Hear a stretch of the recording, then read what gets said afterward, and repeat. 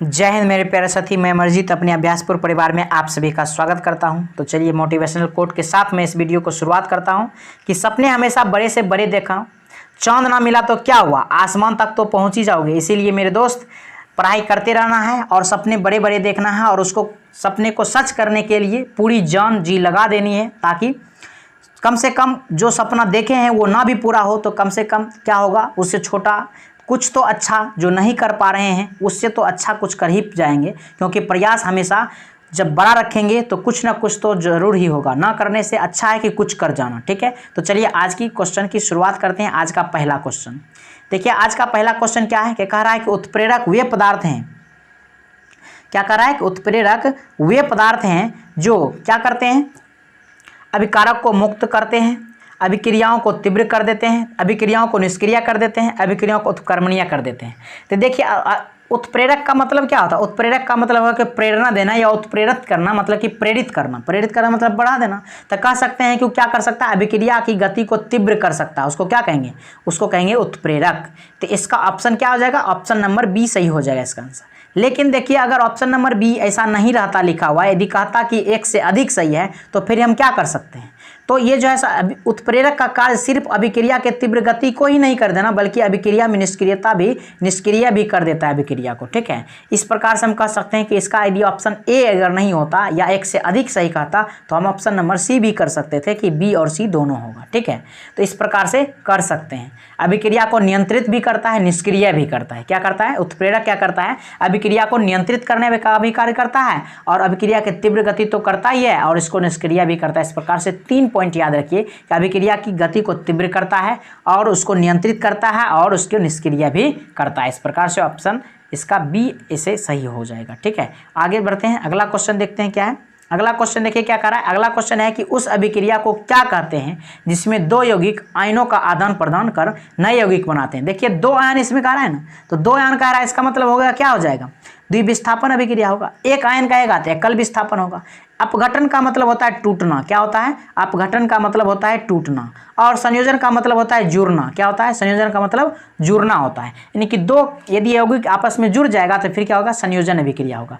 यदि वो टूट जाएगा तो होगा अपघटन अभिक्रिया। ठीक है, और इसी प्रकार से हम कह सकते हैं कि यदि 2 आयनों का आदान प्रदान होगा तो कह सकते हैं कि क्या होगा? द्विविस्थापन अभिक्रिया होगा। इस प्रकार से इसका ऑप्शन नंबर क्या हो जाएगा? डी सही हो जाएगा। चलिए आगे बढ़ते हैं, अगला क्वेश्चन देखते हैं।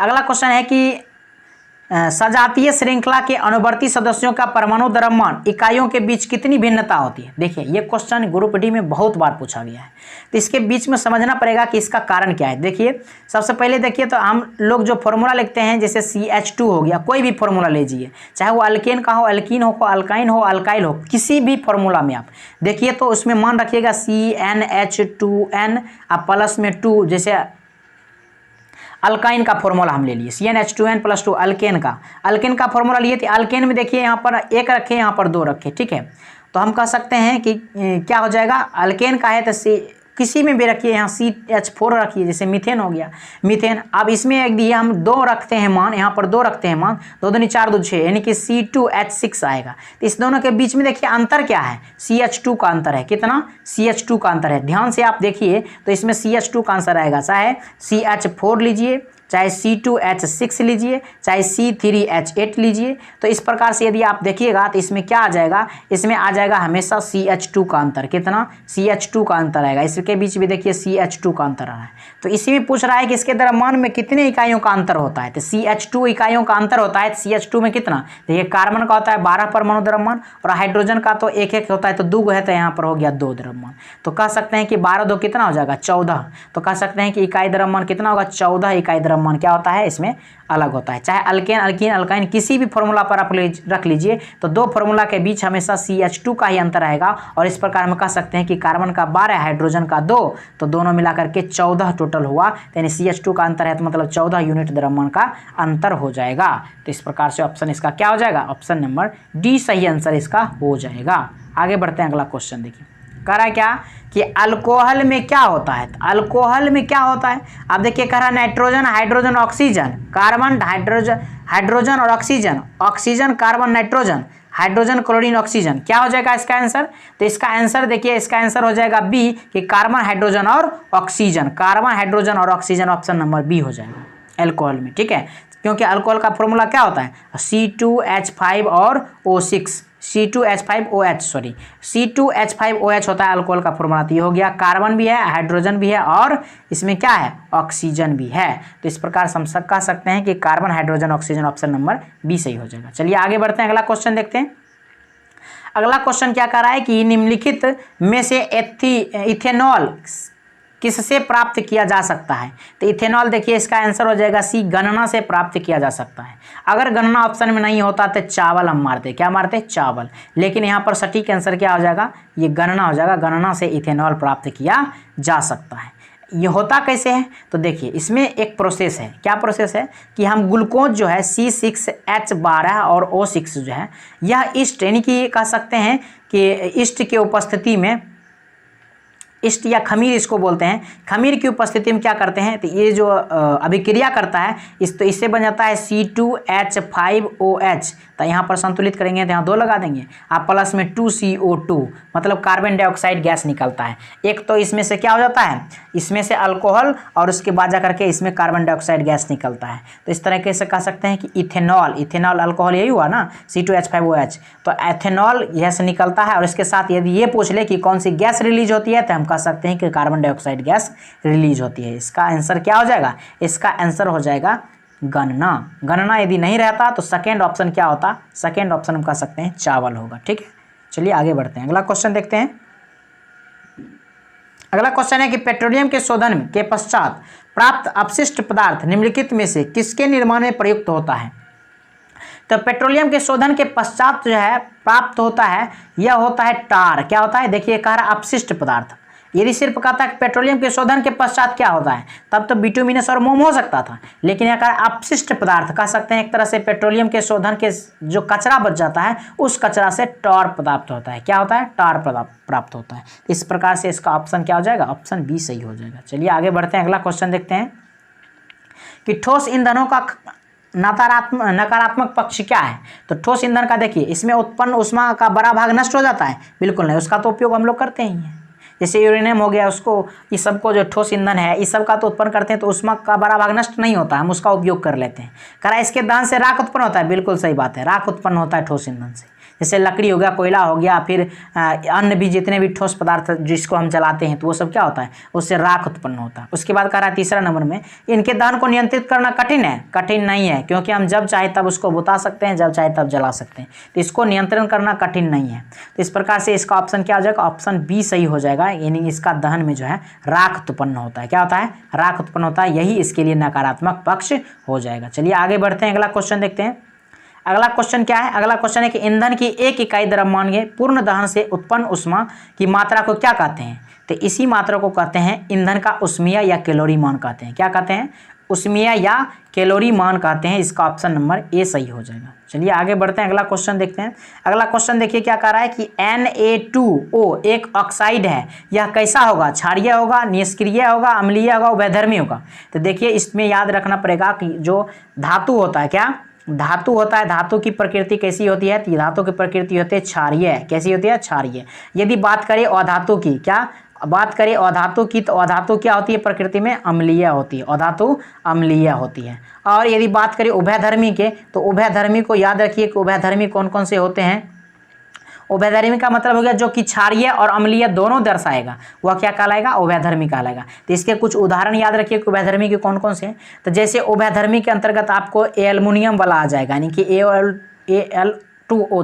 Al2O3, तो ये हो जाएगा उभयधर्मी ऑक्साइड। देखिए एल्युमिनियम के जो भी यौगिक होंगे, या जिंक की कह सकते हैं ZnO, ठीक है। और उसके बाद कह सकते हैं कि शीशे का, यानी कि PbO, क्या PbO2, ये सब उभयधर्मी ऑक्साइड हैं। इसको याद रखिए, Al2O3, ZnO, PbO2, ये सब क्या है? उभयधर्मी ऑक्साइड है। इस प्रकार से याद रखिए। तो ये देखिए, यह सोडियम है, तो सोडियम है तो क्या हो जाएगा? सोडियम हो जाएगा क्षारीय, क्योंकि सोडियम क्या है? धातु है। धातु है, धातु की प्रकृति कैसी होती है? क्षारीय होती है। तो इसका ऑप्शन नंबर ए सही हो जाएगा। चलिए आगे बढ़ते हैं, अगला क्वेश्चन देखते हैं।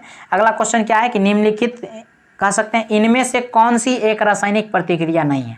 देखिए आप गठन भी रासायनिक प्रक्रिया होती है, ऑक्सीकरण भी होती है, हाइड्रोलाइसिस भी होती है। गुरुत्वाकर्षण ये रासायनिक अभिक्रिया नहीं है, प्रतिक्रिया नहीं है। गुरुत्वाकर्षण तो पृथ्वी में लगता है ना, इसमें कोई रासायनिक अभिक्रिया थोड़ी होता है, नहीं होता। इसका ऑप्शन नंबर क्या हो जाएगा, सी सही आंसर हो जाएगा। ऑप्शन नंबर सी सही आंसर हो जाएगा। चलिए आगे बढ़ते हैं। अगला क्वेश्चन है कि एक बहुत पुराने मॉडल की पेंडुलम घड़ी का कार्य पद्धति पूरी तरह से डैश थी। तो क्या थी, तो ये थे मैकेनिकल। क्या थी, मैकेनिकल। पहले वाला जो पेंडुलम घड़ी दादे बाबे के जमाना में जो आया करता था उसमें मैकेनिकल का उपयोग करता था। लेकिन आजकल जो आ रहा है उस सब में क्या है, इलेक्ट्रिकल है। क्या है, इलेक्ट्रिकल है, यानी कि विद्युत है।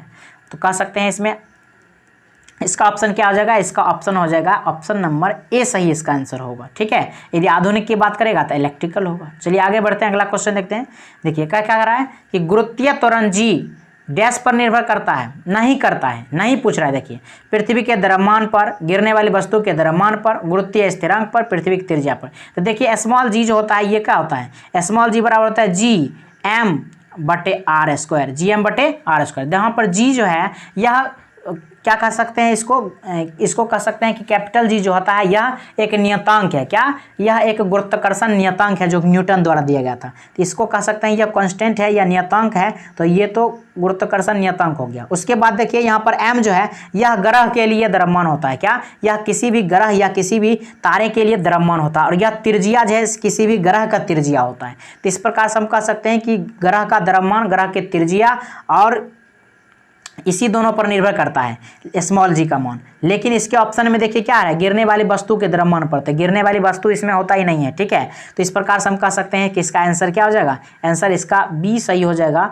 क्योंकि गिरने वाली वस्तु के द्रव्यमान पर निर्भर नहीं करता है। किस पर निर्भर करता है, तो गिरने वाले द्रव्यमान पर नहीं, गिरने वाली वस्तु के द्रव्यमान पर नहीं, बल्कि पृथ्वी के द्रव्यमान या ग्रह के द्रव्यमान कह सकते हैं, और उसकी त्रिज्या पर निर्भर करती है। तो हम कह सकते हैं गुरुत्वीय स्थिरांक जी, कैपिटल जी का मान पर, ये बिल्कुल सही है। पृथ्वी की त्रिज्या आर नीचे था तो बिल्कुल सही है, और पृथ्वी के द्रव्यमान कह सकते हैं एम, तो ये तीनों पर निर्भर करेगा, लेकिन वस्तु के, गिरने वाली वस्तु के द्रव्यमान पर निर्भर नहीं करेगा। इस प्रकार से ऑप्शन इसका बी सही आंसर हो जाएगा। चलिए आगे बढ़ते हैं, अगला क्वेश्चन देखते हैं।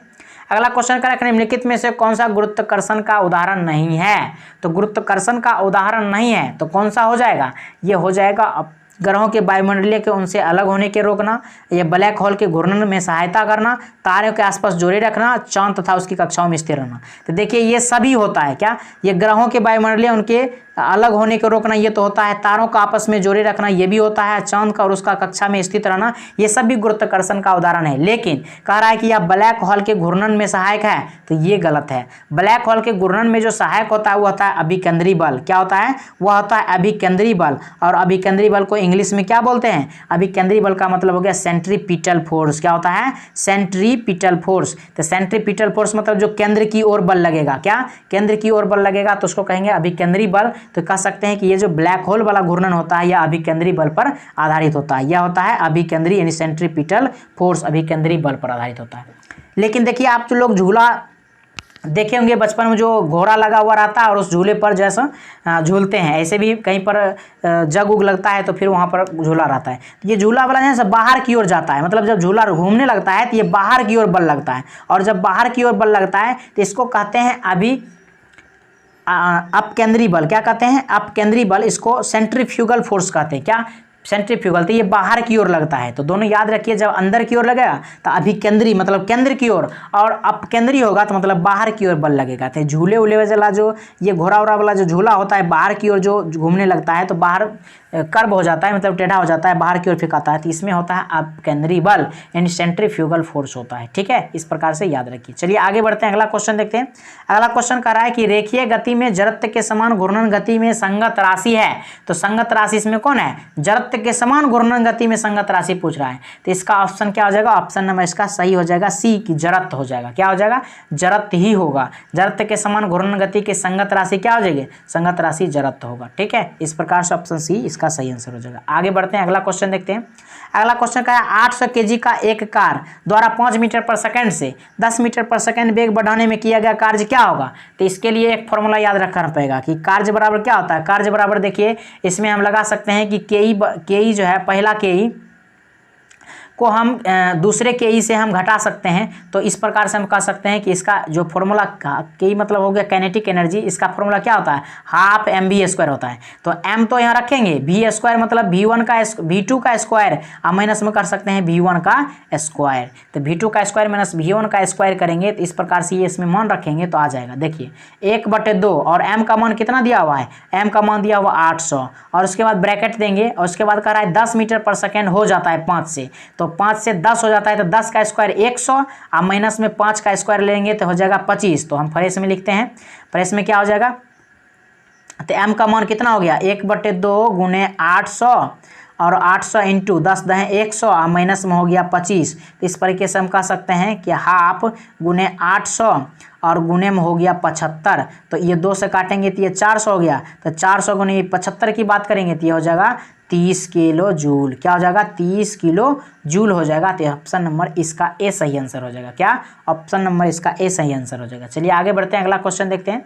अगला क्वेश्चन क्या कर रहा है, अगला क्वेश्चन है कि बल की परिभाषा को किसके आधार पर व्याख्यायित किया जा सकता है। तो न्यूटन के गति के दूसरे नियम, प्रथम नियम, तीसरा नियम, गुरुत्वाकर्षण का नियम। तो गुरुत्वाकर्षण का नियम तो आप लोग जानते हैं, न्यूटन ने ही दिया था गुरुत्वाकर्षण का नियम, जिसमें कि कैपिटल जी का मान बताया था कि ये जैसे बहुत सभी जगह पर, सभी ब्रह्मांड में सभी ग्रहों के लिए मतलब ये कांस्टेंट है, ये सभी ग्रहों पर, सभी पिंडों पर ये काम करता है। उसके बाद देखिए इसमें कह रहा है परिभाषा, तो परिभाषा निकलता है प्रथम नियम से, और कहेगा कि फॉर्मूला किससे निकलता है, तो द्वितीय नियम से, और अनुप्रयोग किससे होता है, तो तृतीय नियम से। तो ये तीनों को याद रखिए, प्रथम नियम से परिभाषा मिलती है, द्वितीय नियम से व्यंजक यानी कि फॉर्मूला मिलता है, और अनुप्रयोग जो होता है या प्रकृति कह सकते हैं, तो प्रकृति किससे होता है, न्यूटन की गति के तीसरे नियम से प्रकृति का पता चलता है। चलिए आगे बढ़ते हैं, अगला क्वेश्चन देखते हैं।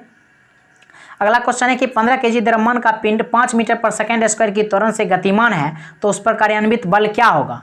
तो इस पर कार्यान्वित बल पूछ रहा है, तो इसके लिए देखिए m बराबर कितना दिया हुआ है, m बराबर दिया है 15 kg, कितना है 15 kg, और a दिया हुआ है कितना 5 मीटर पर सेकेंड स्क्वायर। तो 5 मीटर पर सेकेंड, तो हम लगा देंगे फॉर्मूला f बराबर ma, तो इस प्रकार से कर सकते हैं 15 × 5 = 75, तो हम कह सकते हैं 75 न्यूटन इसका सही आंसर हो जाएगा। ऑप्शन नंबर डी सही आंसर हो जाएगा। आगे बढ़ते हैं, अगला क्वेश्चन देखते हैं। अगला क्वेश्चन क्या कर रहा है कि अनाक्षी श्वसन का अंतिम उत्पाद क्या होता है। तो अनाक्षी श्वसन का अंतिम उत्पाद होता है लैक्टिक अम्ल। क्या होता है, लैक्टिक अम्ल होता है अंतिम उत्पाद। अनाक्षी मतलब क्या, ऑक्सीजन की उपस्थिति में नहीं होगा, तो ऑक्सीजन की उपस्थिति में नहीं होगा तो उसमें लैक्टिक अम्ल बनता है। ठीक है, इस प्रकार से मांसपेशियों में दर्द भी लैक्टिक अम्ल की वजह से ही होता है। थकावट का महसूस जब होता है तो मांसपेशियों में लैक्टिक अम्ल जमा हो जाने के कारण थकावट महसूस होने लगता है।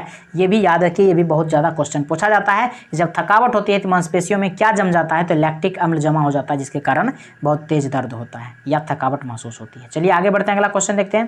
कह रहा है कि इनमें से क्या एक नर प्रजनन अवयव नहीं है। तो देखिए नर मतलब हो गया पुरुष, अगर मादा का था तो स्त्री होता है। तो इसमें देखिए अंडकोश पुरुष में होता है, प्रोस्टेट ग्रंथि भी होता है, वृषण भी होता है, गर्भाशय ये होता है मादा में। क्या होता है, गर्भाशय मादा में होता है। ऑप्शन इसका कौन सा सही होगा, तो ये ऑप्शन हो जाएगा, कौन सा नहीं कह रहा था कि अवयव पाया जाता है पुरुषों में, तो यह हो जाएगा गर्भाशय गिरिवा।